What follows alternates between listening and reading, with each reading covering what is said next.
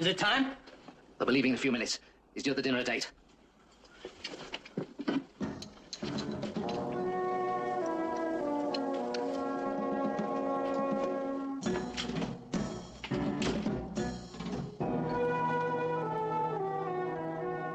Finish him. Forever. Not bad. Not bad at all, John.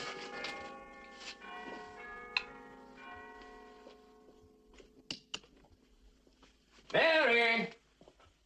Mary! It's 7:30. I'm ready, darling.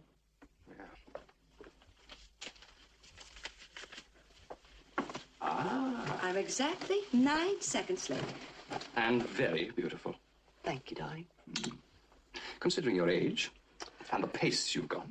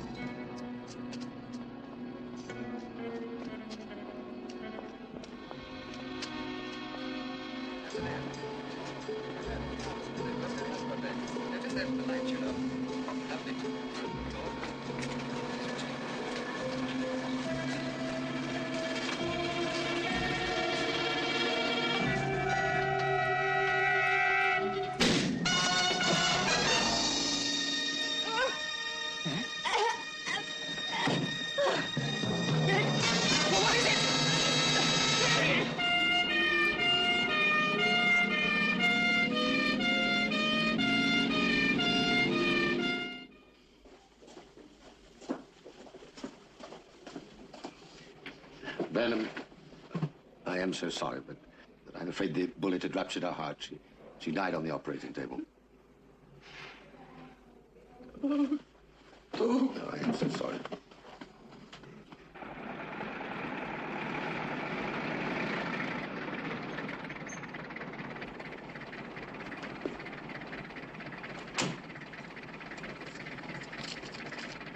You. Thank you. Do you feel all right, Governor? Yes. My wife has just died.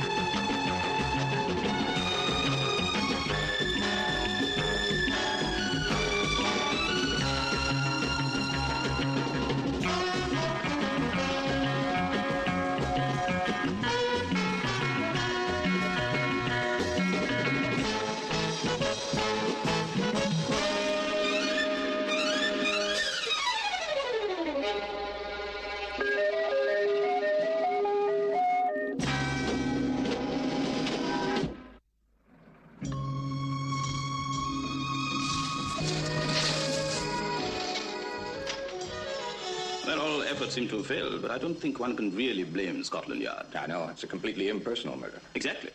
I can shoot any one of those Kias down there, and no one would suspect me of it because of the complete absence of motive. You've made the point. I only wanted you to know what you were taking on, Stuart. Just why am I taking the case on? John Burnham is a very important man. No, to whom? The world. Well, all right, how is he important?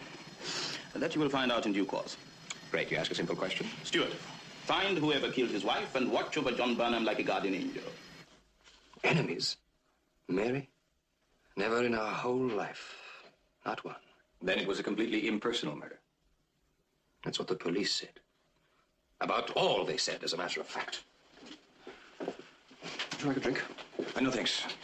I will, if you don't mind. No, please. So what you're suggesting is that some complete stranger killed my wife for no reason at all. Yeah, unless the bullet was intended for you. You surprised? I doubt if I have any enemies either. I'm too inoffensive. But important. Me important? Well, so I've been told. You've been misinformed. No. I was born in London of average parents, and I went to school where I was an average student, and I went up to Oxford where I was an average scholar. And I now teach at London University where I'm an average professor. Average, Mr. Sullivan. But you've written several books with a huge circulation among graduate students. Now, Mr. Sullivan, I think you'll find I'm as inconsequential a man as you could possibly find. Mr. Burnham, about my aberration. Hmm? Now, your word, not mine. Do you think I'm lying, mistaken? You have to be. You were shocked, dazed, terribly upset. You saw something that wasn't there. Did I? Do you believe in ghosts? No. No. The only absolute truth is mathematics. Before we left, I put out the lights in here. Now, Mary, she put these lights out here. When I got out of the taxi, the door was open. She was standing on the porch smiling. Now, after a moment, she came inside and she closed the door. And when you came inside? Nothing. But the lights were on. Well, anybody can turn on lights. Who? I don't know, somebody. Mr. Sullivan, I'm an economist. I'm concerned with facts, with percentages, with figures.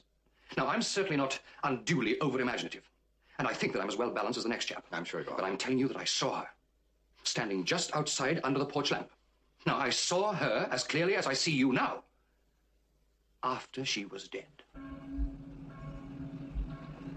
We, therefore, commit her body to the ground, earth to earth, ashes to ashes, dust to dust. I've done some research. On what? Ghosts. 22% of the people in this country believe that ghosts exist. You must be joking. I'm not. There were 106 recorded apparitions in England last year. I couldn't get the figures for America. It's probably higher. Well, what have you been reading, Hamlet?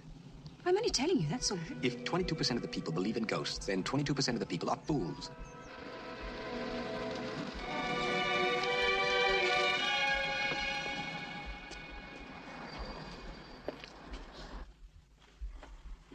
Funeral's over. Yeah? Is that all you have to say? What do you want me to say? I don't know Burnham personally. I never met him in my life. John Burnham is one of the biggest dangers we've ever had to face. Okay, we've got a job to do and we'll do it. Just don't blow your cool. I'm sorry. I take it more seriously than you do. No, you don't. You just show it more. Where you parked? In the back. All right, off you go.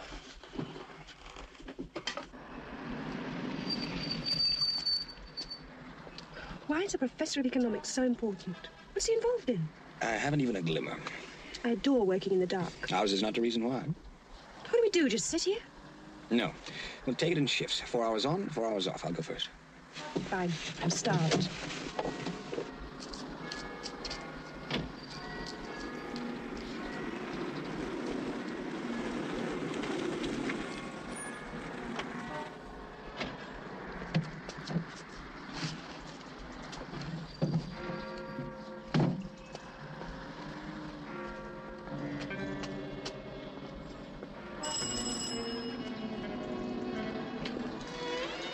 Mr. John Burnham? Yes. Thank you. Thank you, sir.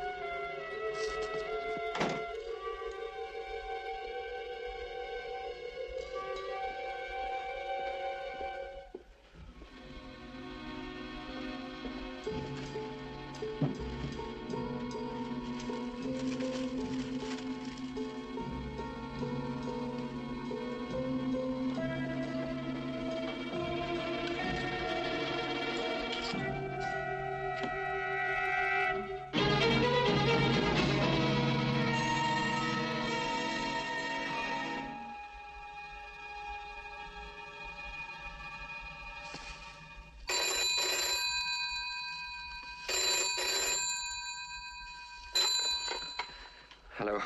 John, darling, I've been terribly stupid. I left a cigarette burning in the bedroom. Be a darling.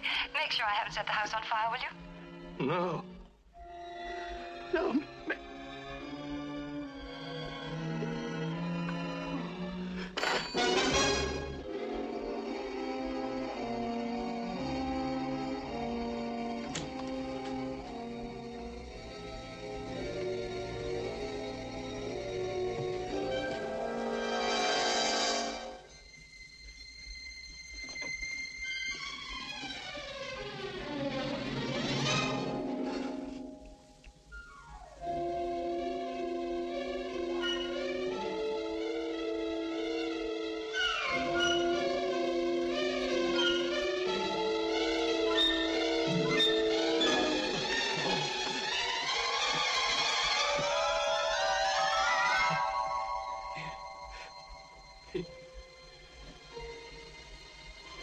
No!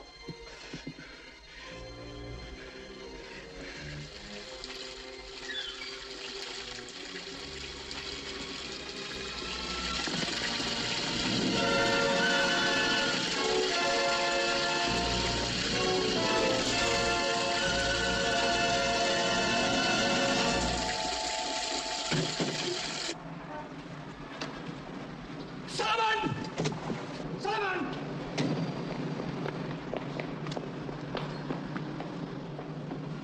What's wrong? I just... What happened? I was... Are you all right? I was sitting at that desk when the telephone rang. Again.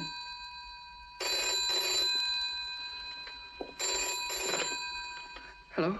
Darling, I'll pick you up at the university at 5. Is that convenient? Who are you? What are you trying to do to me?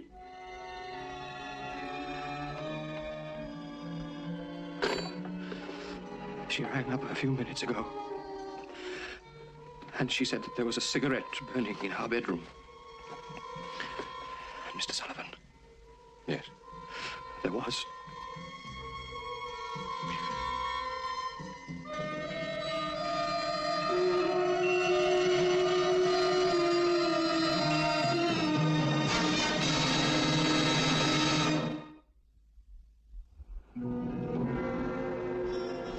Miss Hurst.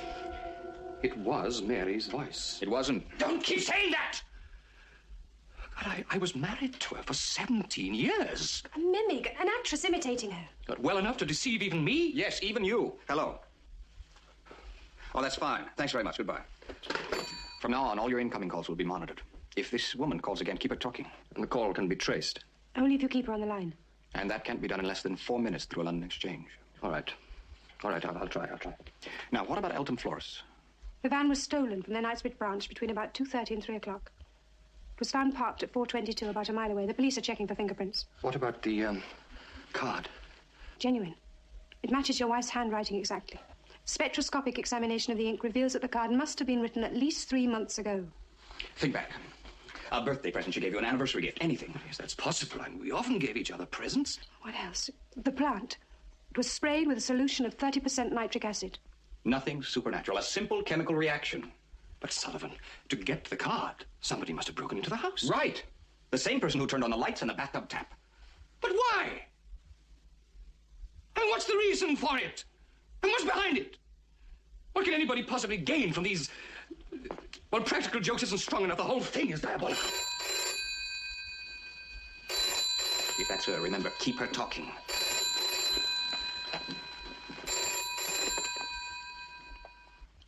Hello? John, I'm sorry to bother you, but something's terribly wrong with the car. Backtrace Vincent 9840. Mary, where are you? The battery's almost new, so it can't be that. But the starter won't turn over. Mary, I want to see you. Darling, I'll call you back. There's somebody at the door.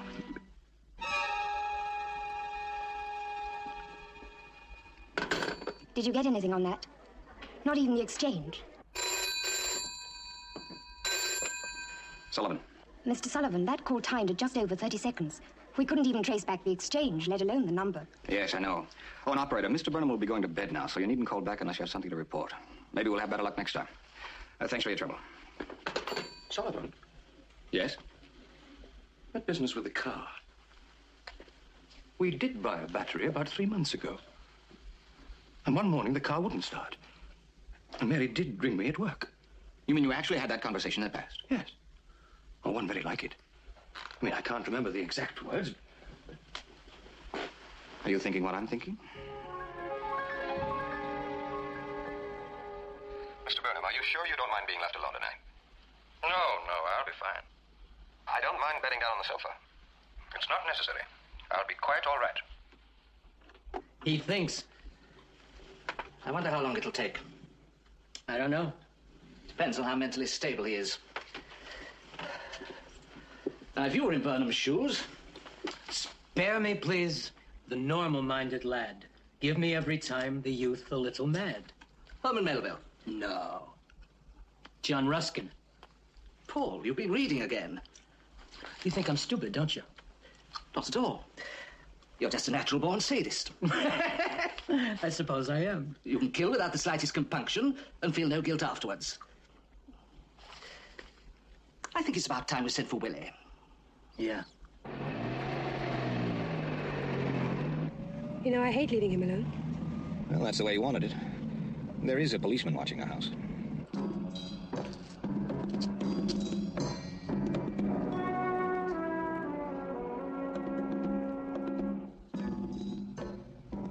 What's he doing now?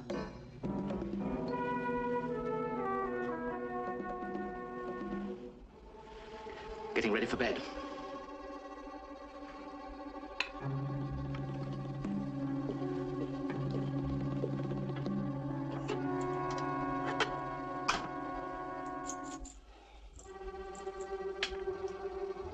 Some sleep, please.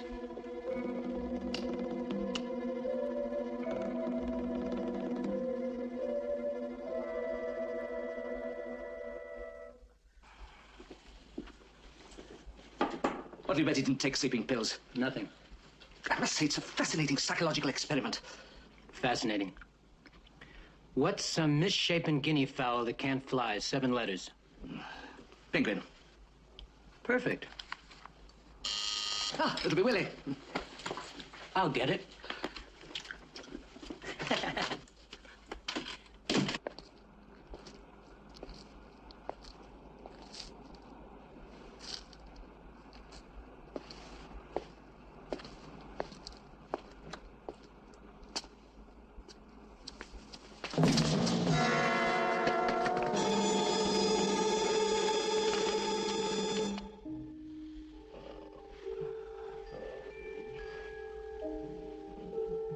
It's Mary. Mary.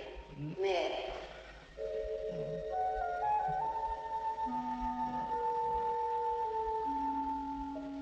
Cigarette burning. Burning.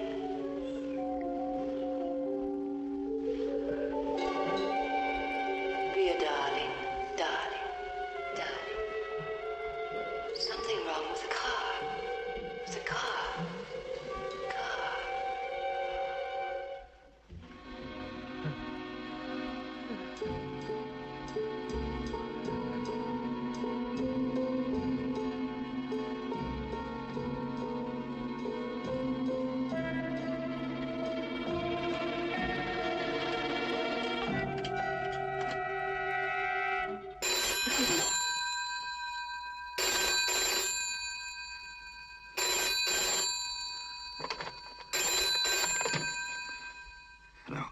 Time to get up, darling.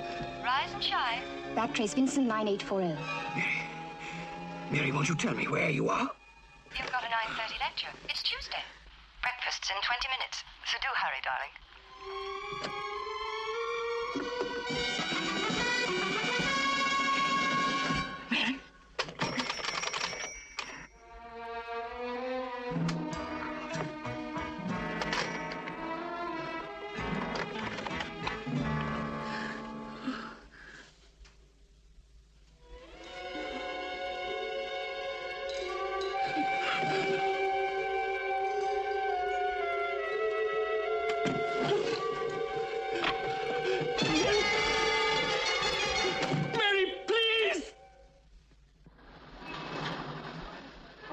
Gold and bank liquidity. Discount houses as holders of short bonds. No wonder they're not bestsellers. Well, Burnham's considered to be the leading economist in Europe, maybe even the world. Naturally, there's no police record. He hasn't even had a parking ticket in 4 years. Harmless, innocent, highly intelligent man. You know, that night his wife was shot, he was speaking at a bankers club dinner? Sullivan. Yes? Well, is the policeman all right? Well, what about Burnham? All right, I'll be there. Burnham's collapsed. The policeman watching the house was knocked out. I don't care what any of you say. I saw Mary last night, standing in that doorway. You call it a ghost, a vision, apparition, you call it what you like, but I saw her. The light was on. I was wide awake. And she was there. Listen, Burnham. I saw your wife die. And we all saw her buried. We saw a coffin buried. Not one of us here has any guarantee as to who or what was in that coffin. We'd better let Mr. Burnham get some rest. I've given him some sedation. I'll be down in a minute. Now, do your best to get some sleep. Try and put everything out of your mind. Much more of this, and I won't have any mind left. From the disjointed quality of the conversation, she never replied to a direct question. Therefore, the voice had to be recorded. Burnham was right. Nobody could mimic his wife's voice well enough to fool him. Got it. I knew I was... It's the only possible explanation. And what's more, by dialing this number, hanging up before the phone rang, every word said in this room could be heard and or recorded. What's the range of these things? About a half a mile, maybe more. Well, that narrows it down a little. Not much. How many extensions are there? Only the one in the bedroom. Well, when he's asleep, check it out, will you? This won't stop the calls, mind you, but at least we know now it's not a voice from the grave. Oh, doctor, how's the patient? Well, he's very nearly at the end of his emotional rope. So what happens? Well, how shall we put it? Every man has his share of irrational fears, private nightmares. Burnham is what we call a genius. Now, sometimes the borderline between genius and insanity is almost non-existent. Meaning he might crack up? Have a couple of bad shocks, and he could quite easily have a complete schizoid break. Well, goodbye. Goodbye. Oh, goodbye, Doctor. Thank you very much. Annabelle, just where is the Charles Dickens of the paperbacks? Paris.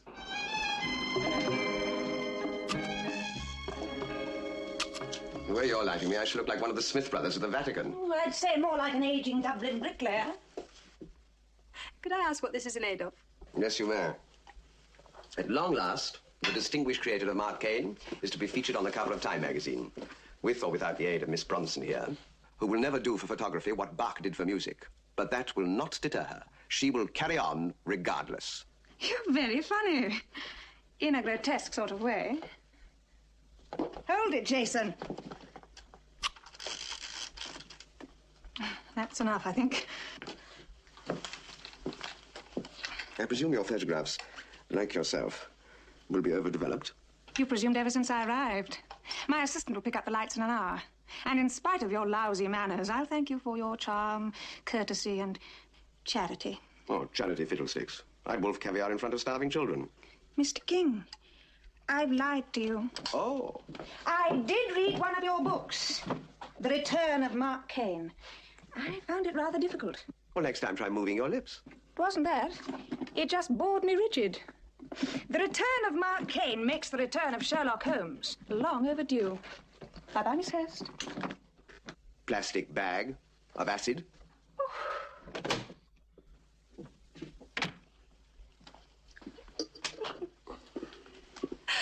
You met your match at last. Now, where were we? Burnham went into the bathroom, and the bathtub tap was running.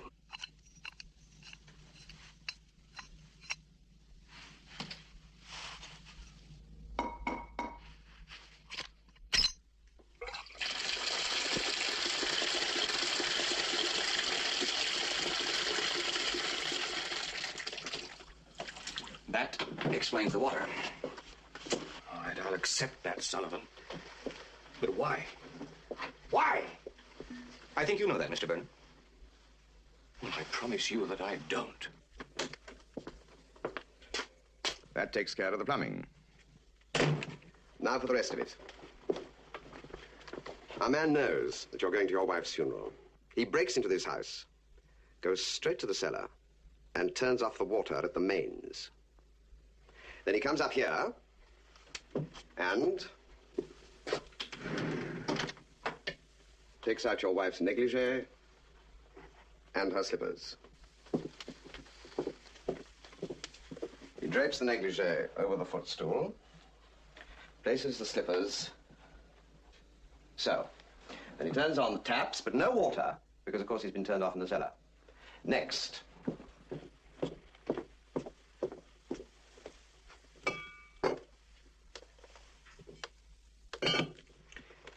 He takes out a cigarette.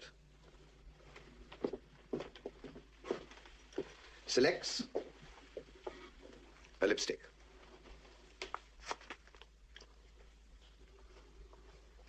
Which he applies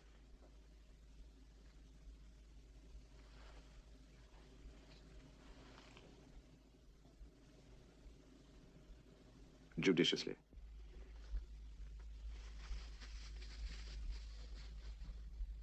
Then he goes to the window and waits. In due course, you pull up outside in the funeral car.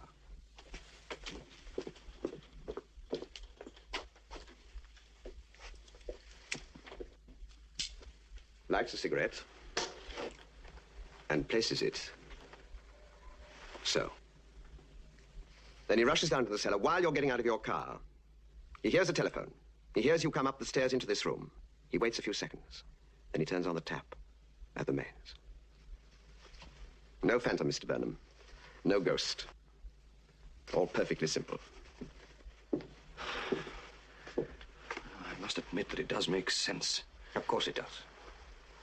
But you still haven't explained the fact that I saw her. Well, that's just it. You saw her. Nobody else did. Exactly. You mean I was seeing things? Oh, I do quite often. Usually with a more tangible spirit. If even one other person had seen her as well.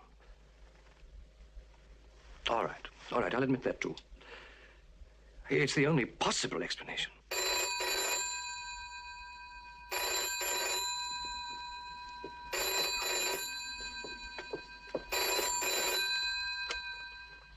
Hello? May I speak to Professor Burnham, please? Who's calling, please? This is Dr. Morton of the university. Do you know Dr. Morton? Yes, very well. I shall be very ill about 8 o'clock. Hello, Richard. Burnham, look out of your bedroom window.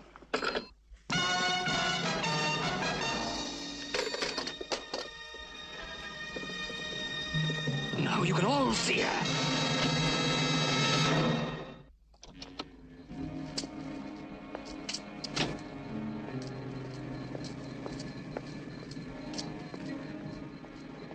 I want you to check out a car for me. A gray Cortina, registration GMT 609B. That's mine. Hang on a second. What did you say? That's my car. Sorry, McKellar. Wash out the whole thing. Or rather, our car. We both drove it. Well, where do you keep it? Across the street, garage under Prince's Court. Stuart.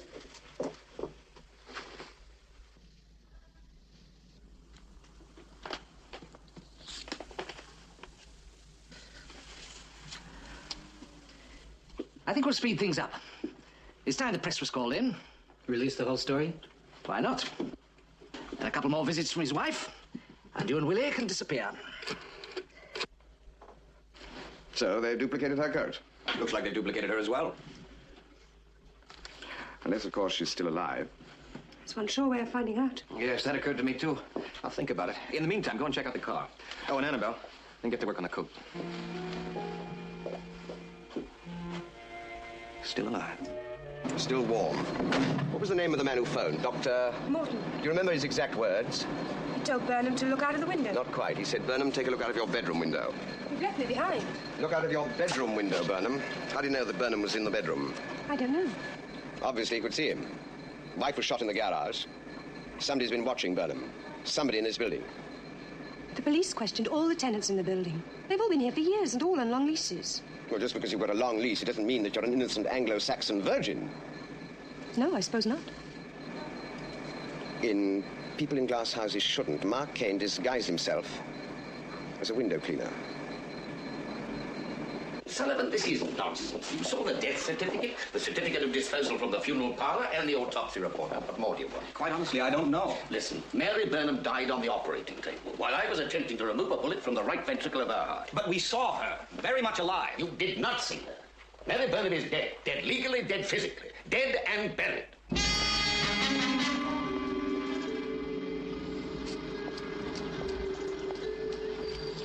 Flight 117 at 3 p.m. Well, will you tell him I'll pick him up in the VIP lounge? Thank you.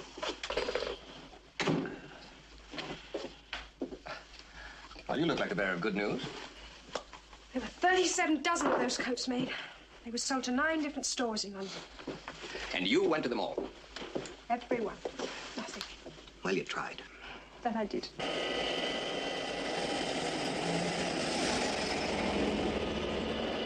We all saw her, quite clearly. Annabelle, King, and me. And Burnham is in bad shape? Well, according to the doctor, he's on the edge of a schizoid break. He's quite convinced his wife is still alive. Then get an exhumation order and open the coffin.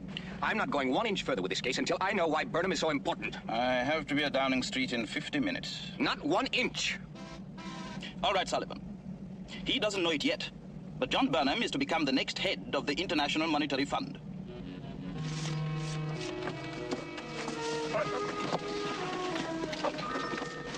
Why didn't he tell us? Well, Burnham doesn't know himself yet. The appointment hasn't been ratified. I gather Burnham believes the free world monetary system needs a complete overhaul. It seems that lately it's been showing distinct signs of coming apart at the seams. I never understood why. The volume of trade's rising faster than the supply of money. Evidently, Burnham has some revolutionary theories. He wants to abolish most of the present rules and regulations. Now, they finished. Open it.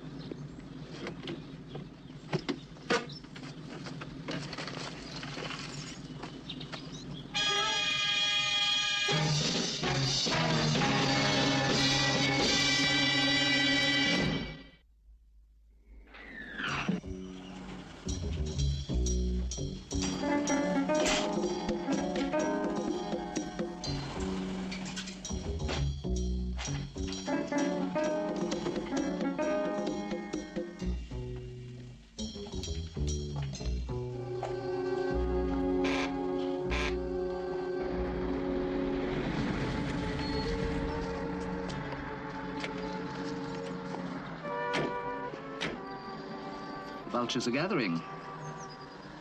Are they all reporters? Including the distinguished London correspondent of the New York Times. Do you really think it'll work? Burnham will be completely discredited. An unbalanced hysteric. We'll finish it tonight.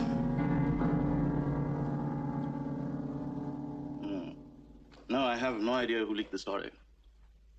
Yes, I promise the matter will be fully investigated. Thanks for calling. Bye. Karl Schiller, German Economics Minister. That's the 6th call this morning, including one from the U.S. Secretary of the Treasury. Well, it's pretty clear what's happening. Oh, yes, perfectly. John Burnham will drastically overhaul the Western world's monetary system. And that wouldn't please the Eastern powers one single bit. They want the system to collapse. Wouldn't it have been easier to shoot Burnham? Oh, yes, of course. But that isn't what they want. They want him discredited. Well? The funeral people were outraged at the suggestion. That's where it happened. The coffin was left unguarded overnight. Security arrangements are absolutely nil. I want John Burnham moved. Where to? To a nursing home in the country, somewhere quiet and exclusive. I want him out of that house in 1 hour.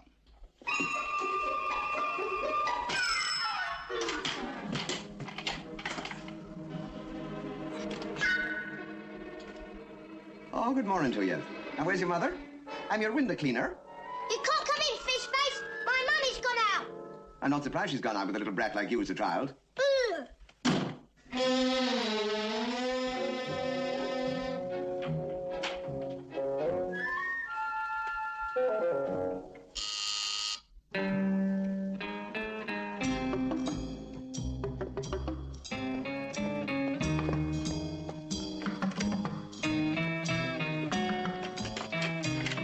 Oh, good morning, sir. Kane Window Cleaning Limited, sir. Come in. Right.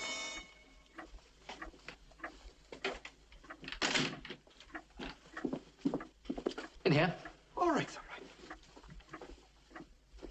Now, I am a bachelor. I live all alone, and I work at the weaver's trade.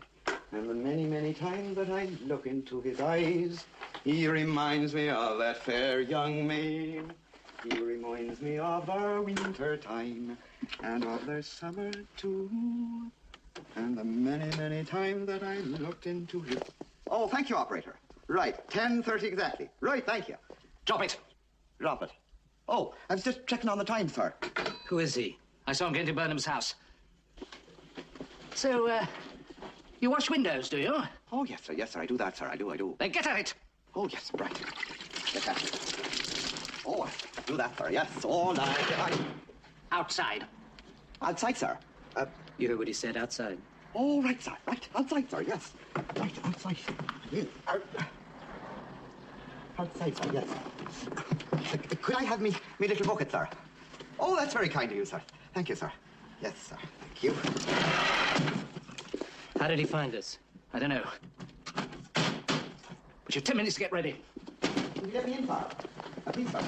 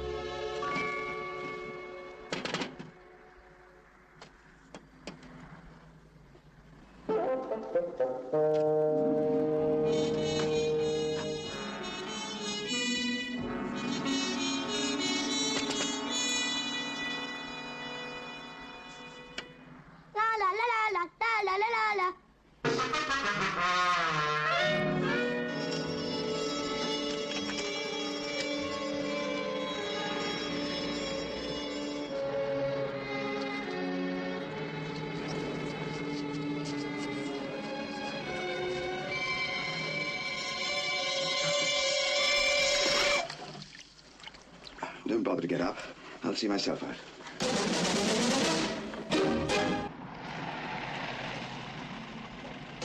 What's going on? Let's ask.